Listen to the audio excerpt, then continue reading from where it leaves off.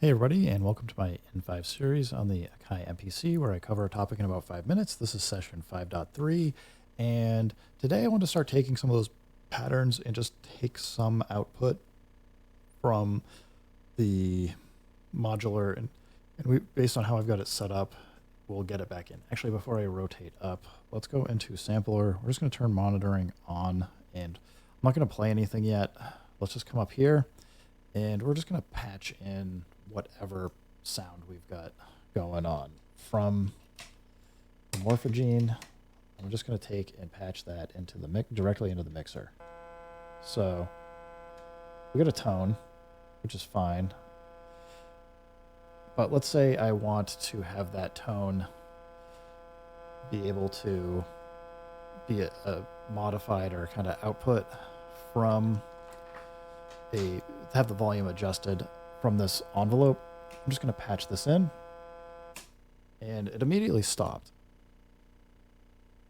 And the reason is because the gate is currently low, so it's forcing the Morphagene, which I have turned. Whoop, didn't mean to change the tone yet. But basically, what it's doing is it's taking the volume is set currently to full out, whatever's on the output, but it's actually flipped because it's low all the way left. So the CV value is not doing anything. And if I hit this A button, it's going to send a trigger. So I can hold it and it'll keep going, or I can tap it. Now, if you remember, if I'm going to hit play on the MPC, we're now getting that sound. This blue cable is basically a trigger in the pattern of the hi-hats. So we're now getting that audio coming through, or it's basically opening up the gate for the volume to come through. There's a few other ways we could do this. Like if we want a different sound, we could instead have it always going on. And then I've got this filter here. It's the Squawk Dirty. Instead, we could go through the filter and let the filter be a hard gate. And I'll show you how that sounds by just patching this in.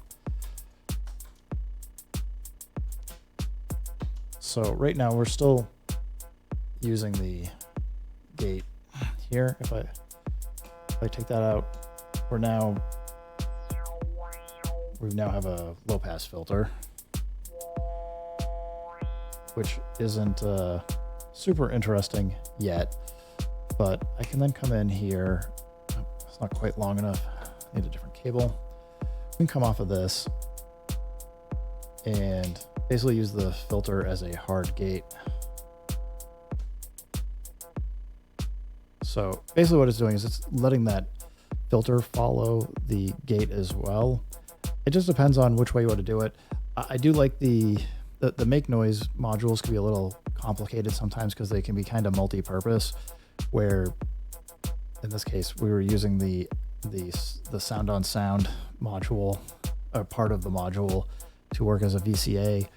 Now we're using the filter here as a voltage controlled filter instead. It just depends what you want to do. And we can even, like, because we're using another module now, you know, I've got some of these LFOs and stuff.